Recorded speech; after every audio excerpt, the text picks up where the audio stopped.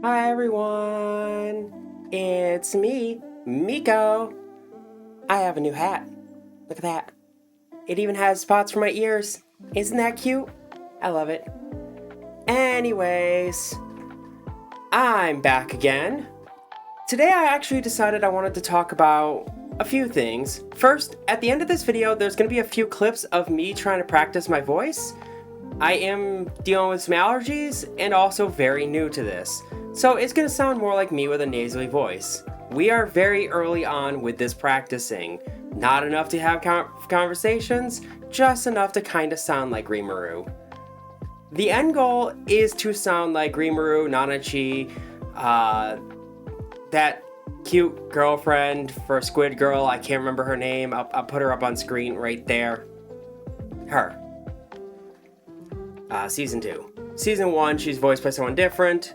Season 2, she's voiced by Rimuru. Isn't that cute?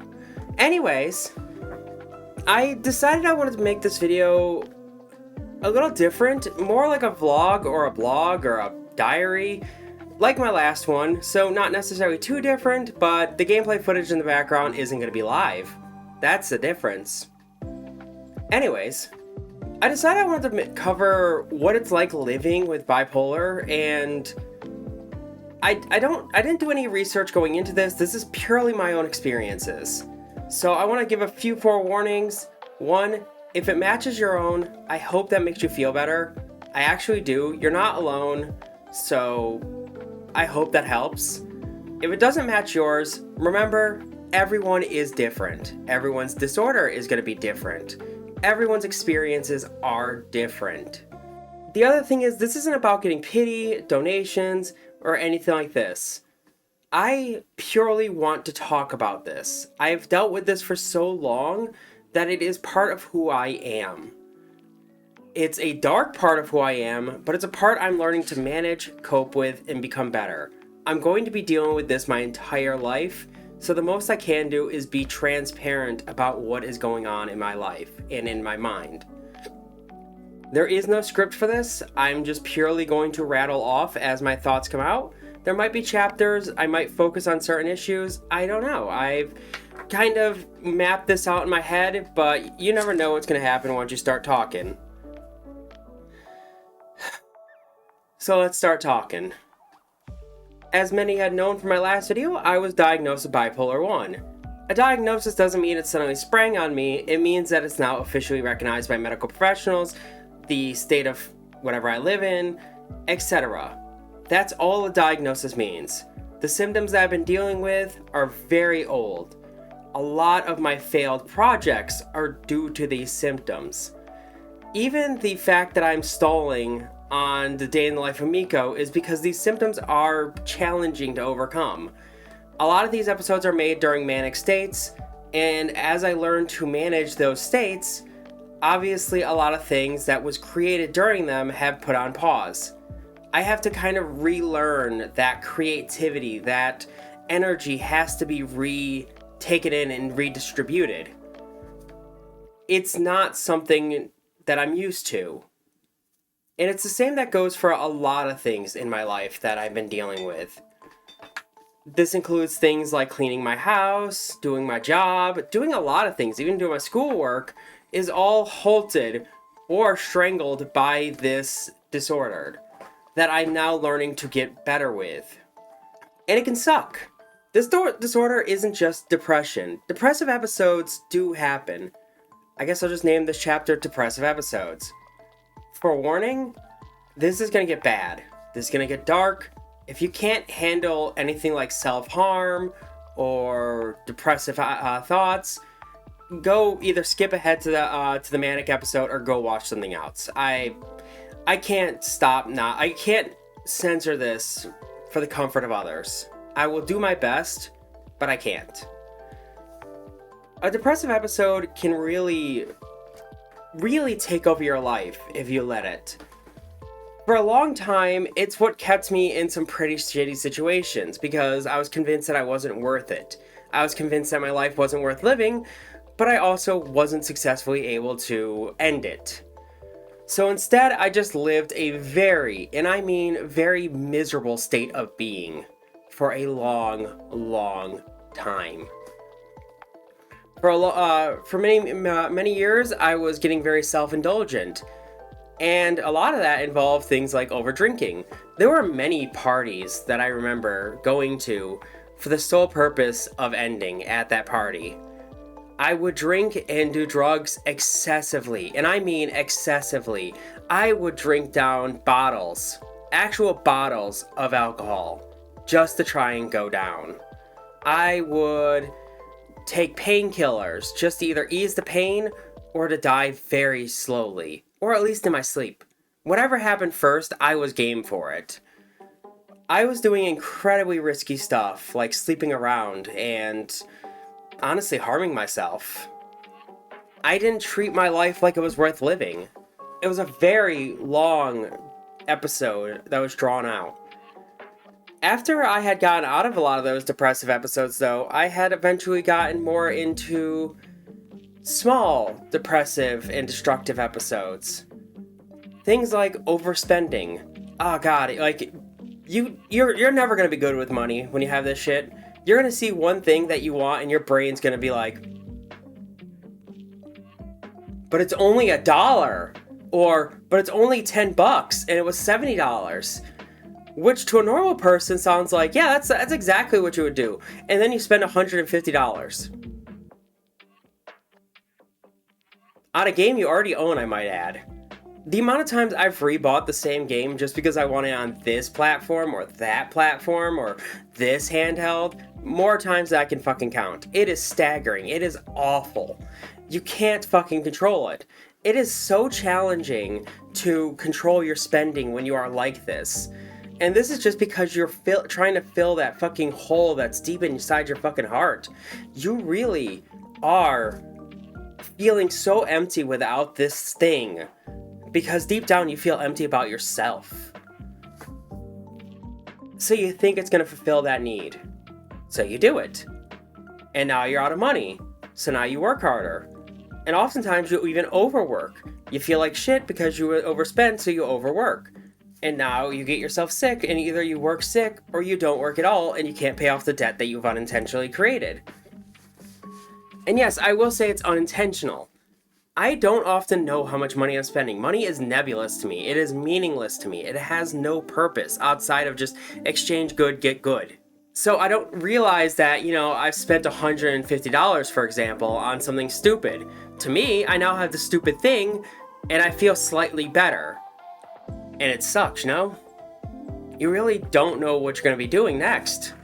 When you do feel normal, though, those are the moments that you look back and you realize how much you've done wrong just to try and fill a hole that you didn't even know you had to fill. That you didn't know was a hole to begin with. Because in the moment, you just felt kind of sad, or even just really depressed. In the moment, you felt this low that doing something filled. Be it buying stuff, be it binge watching a series. In my case, I've binge watched anime before, where I would spend 2-3 days just sitting down. I'd get off work, I'd watch this anime. I'd get off work, I'd watch this anime. Anything that would fulfill that low. And if it's not that, it's abusing substances. As previously stated, I would do drugs, I would do alcohol, I would do anything to fill that fucking void that is deep in you. It's deep in me, I should say. And then I'd reflect back when I'm at my moderate lows, what I guess what people call normal, like that normal thing, and I think, oh my god, I can't believe I done that. I did that. I can't believe, I tried to kill myself. I can't believe I tried to drink so much. I can't believe I went through my entire painkiller collection. Like, I overindulged again because I was sad. And then comes the manic episodes. Manic episodes feel like a kick in the chest. You feel like you've just pounded 4 monsters. Your heart, it's beating, but it's not. That's the wild part about a manic episode, at least for me, is that it feels like my heart is beating really fast, but then I'll ask my wife, I'll be like, hey, is my heart beating fast? And she'll be like, no, it's not faster than normal, or even sometimes it's a little moderately fast. And it's like, okay, so it's manic. This is what it feels like to be manic. Your brain is rushing with thoughts, creativity. You're thinking about the stuff you can make. You might even sit down and make like 3 projects, write 5 scripts. You're doing all of this all at once. You're not sleeping. It's 4 days later and you've been up all night. You've been staring at the ceiling and you couldn't sleep, so you got up and you played video games and you sat there and you played them all night long and you drank a Monster and you're awake the next day, so you drink some coffee, and it keeps going in this cycle of you're so finicky, your leg is shaking, you're trying to sit down and you're trying to be easy, but no, you can't. You gotta do stuff, you gotta move, you gotta walk, you gotta do stuff, you gotta keep moving. It's a panic, it's a disorder, it's awful. It comes on like a fucking disease. One minute you're fine, the next minute, what the hell is going on in my life? Why am I doing this? It's like all the destructive behavior of a low episode times 10. Like, bad. Really bad. Because not only are you not feeling depressed, which, obviously should be good, but the good you are feeling is just pure panic. It is pure energy. You are in that moment where you are just like, I feel the energy. I feel like I've drank all this coffee. And even if you haven't drank coffee, last week, for example, I was in a manic episode.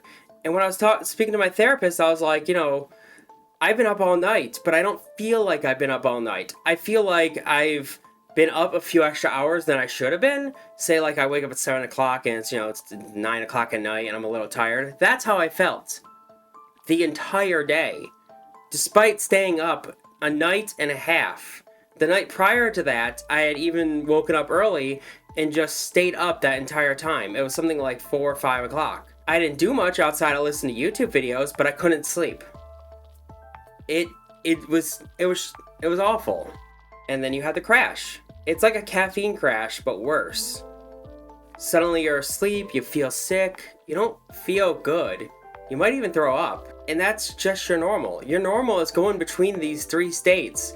Too depressed to function, barely functioning, functioning too much. And every attempt to subdue it is oftentimes met with more and more of that pain, or introducing new pain. I've lived with this for years now. I've lived with this since I was a child. It wasn't as bad as the early on, but I had a lot of therapists who thought I was bipolar, and I just became really good at hiding it. I became good at finding convenient excuses.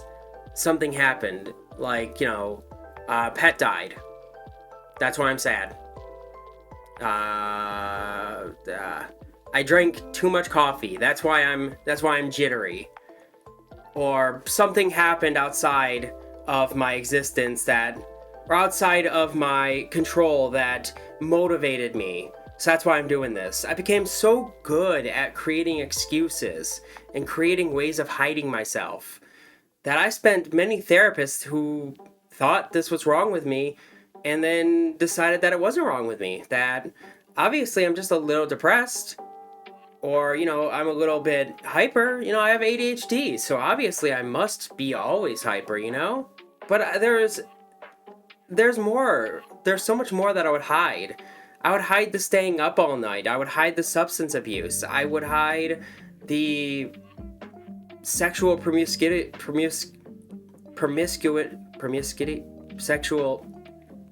I'd hide the fact that I was a fucking slut. I'd hide the fact that I didn't even enjoy sex, yet here I was doing it. Like, I don't really enjoy it that much. I know some people would think like, wow, how could you do so much of it if you don't enjoy it? Because I just had no control over this. It's like my mind wanted to do it, or more like my body wanted to do it, but here I was just zoned out and not even part of it. It's like I wasn't even there. It's like I was just doing it because it felt destructive to do it. It felt like a self-destructive act. But what if I got a disease from it? I'd fucking die faster. That's awesome. I'd leave it untreated. I'd stop having sex and just leave it untreated just so I can die faster. That's a state of low that you get in, where you just don't care about what happens to you. You don't. And that just becomes normal for you. That becomes the normal state of being. It became my normal state of being. Maybe not for everybody else, but for me, that's how I lived. You get very easily frustrated. You get very easily angry at people. There are so many times I got into arguments with my wife. I don't even know why.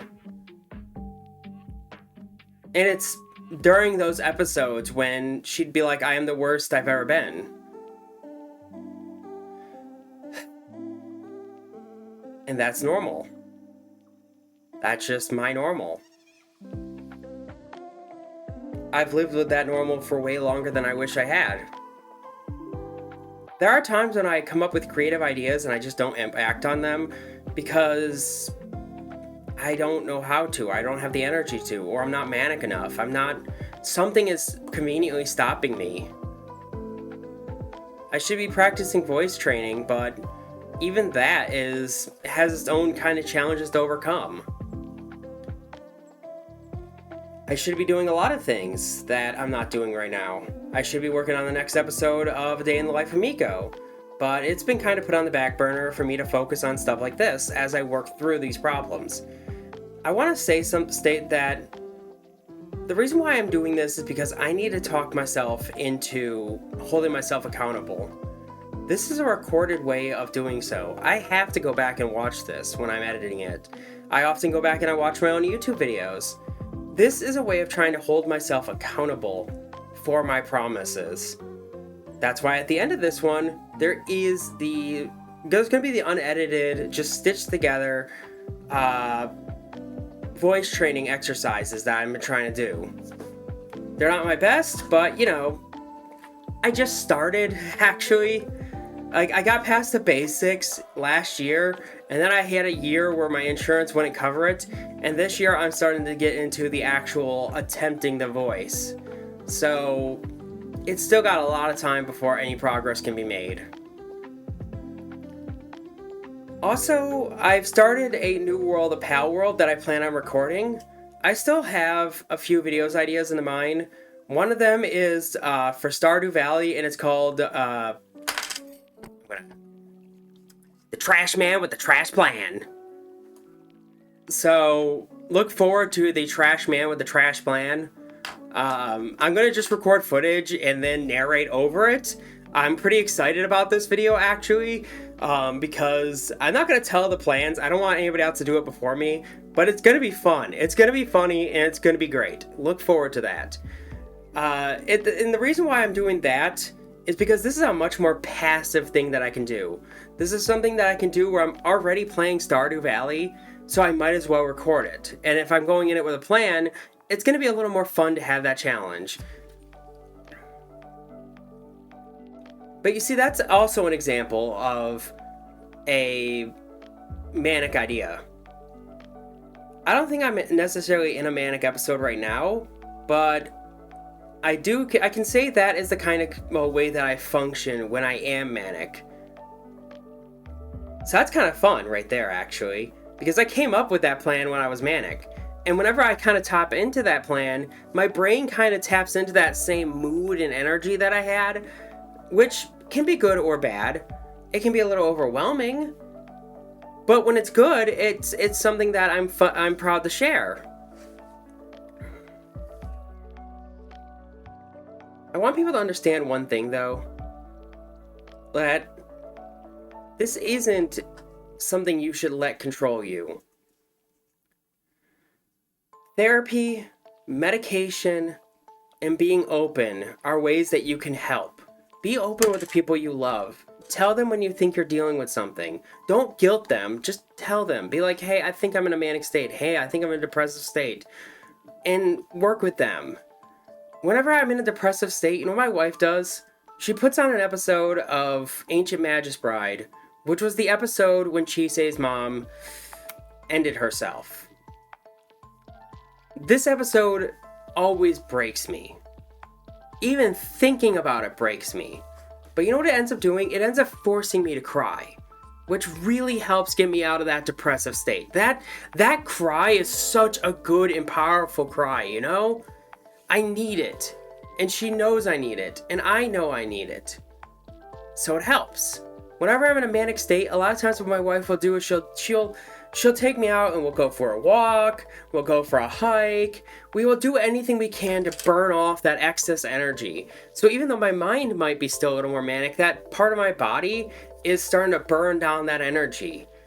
We don't sit inside and do nothing. We try to make sure we do something. And if we're doing nothing, we'll play a video game together. We'll play something like Vault Hunters, Pal World, or really whatever else we're currently playing. We'll spend hours doing it together. And that will give us time to talk. It will give us time to kind of work through the thoughts that are racing through my head. It's so important to not let yourself succumb to this. This is scary, and this is going to live with you forever. It's going to live with me forever. We're in it together, though. I want y'all to know that I don't plan on letting this take me over, you know? That's why I'm trying to do my best to do better with this. That's why I'm trying to be strong. That's why I'm making this video. I want people to realize that you are not your mental disorders, that you're not your physical injuries, that you're not your physical handicaps, that you're not anything. Who you are is an amalgamation of all of these things. You are more than just one problem. You are more than just one issue. You are more than just one thing. You are a lot of things. I am a lot of things. I came in this with no script, I might add. I hope this turned out well. I think it did.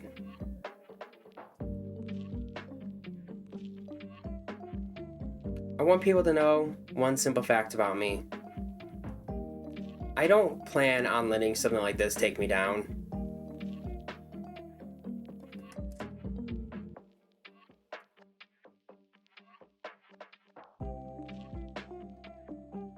So I don't understand how he has a cult that loves him from the outside, but fears him on the inside. It's because he gives them a reason to be afraid.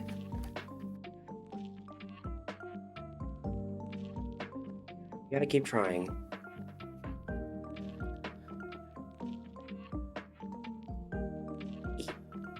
So I don't understand how he has a cult from the inside. So I don't understand how he has a cult from the outside. They love him and they praise him. And from the inside, they're afraid of him. He gives them a reason to be afraid of them.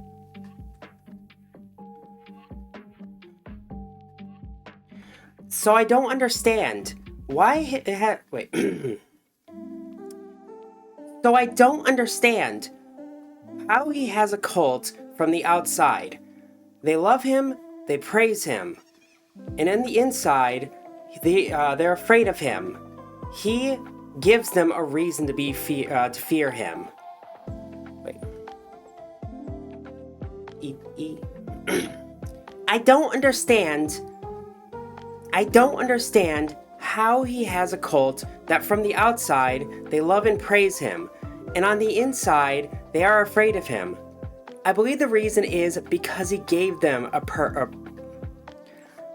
So I don't understand how he has a cult from the outside. They love him and they praise him, and on the inside they're afraid of him. He gives them a reason to be afraid. When you've been harmed, when you've been harmed, why would you do that to a person? Why would you inflict that same kind of suffering you had? It's that kind of self-destructive person that actually never will get better. They're going to suck your life dry. A psychic leech, a vampire, a parasite, a monster that survives off you and everyone else they've roped into their cult. They have what my religion adorns as true evil.